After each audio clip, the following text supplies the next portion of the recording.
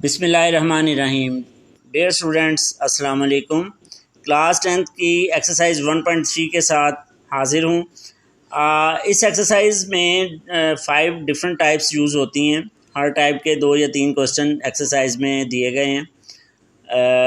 ये क्वेश्चंस जो हैं नॉर्मली लॉन्ग क्वेश्चंस में आते हैं और इनका जो है इस टाइप आज मैं करवाने जा रहा हूँ, इसकी जो है वो साइंस इस तरह से हैं। आप इसको इस तरह से याद रख सकते हैं कि इसकी एक टर्म जो होगी वही टर्म जो सेम टर्म जो होगी वो दूसरी टर्म के रेसिप्रोकल में होगी। तो इसको सोल्यूशन में जब हम करते हैं तो लेट करेंगे हम y इक्वल टू 2x² + 1। उसके बाद हम y का रेसिप्रोकल लेंगे, दैट इज़ 1/y, और 2x² + 1 का रेसिप्रोकल हो जाएगा 1/2x² + 1। अब इन जो हमने y की वैल्यूज़ ली हैं, y और 1/y, इनको हमने गिवन इक्वेशन में पुट करना है। तो कंडीशन कुछ इस तरह से हो जाएगी कि y + 3/y = 4। अब हमने इसको सॉल्व करना है, तो हम क्या करेंगे, हम इसको थ्रू एलसीएम सॉल्व करेंगे। एलसीएम लेना सबको आता होगा, इट्स इजी वे। तो ये हमने एलसीएम ले लिया और इसके बाद अब हमने y को जो है वो क्रॉस मल्टीप्लाई कर दिया 4y से। तो हमारी इक्वेशन जो है वो स्टैंडर्ड फॉर्म में आ गई y² - 4y + 3 = 0। अब यहाँ पे आप पे डिपेंड करता है, आपके पास 3 मेथड्स हैं, फैक्टराइजेशन, उसके बाद कंप्लीटिंग स्क्वायर और क्वाड्रेटिक फार्मूला।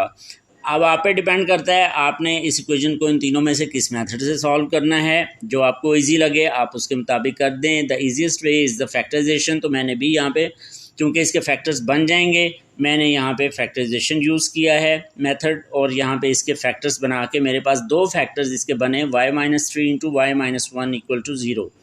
अब यहाँ पे इन दोनों को आपने बारी बारी 0 के इक्वल पुट करके y की वैल्यू 3 निकाल ली और इसी तरह से दूसरी वैल्यू 1 आ गई।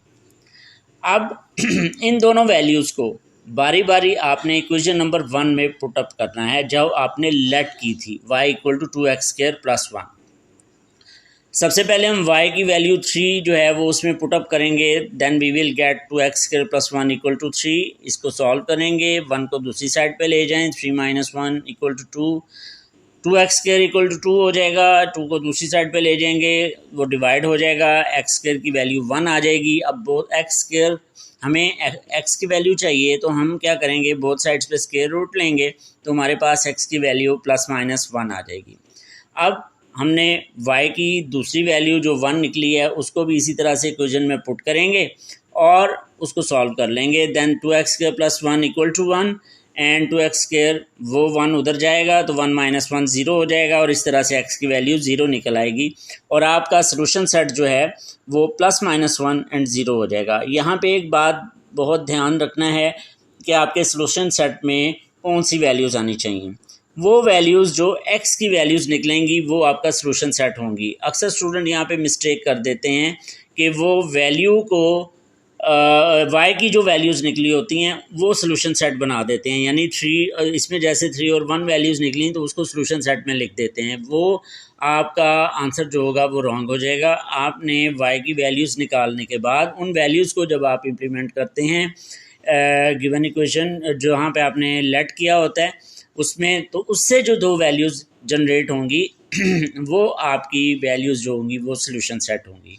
उम्मीद है आपको ये टाइप आसान लगी होगी। अगर कहीं पे कोई प्रॉब्लम आ रही हो तो मुझे कमेंट करें, मुझे कांटेक्ट करें मेरे साथ, कमेंट्स में पूछिए।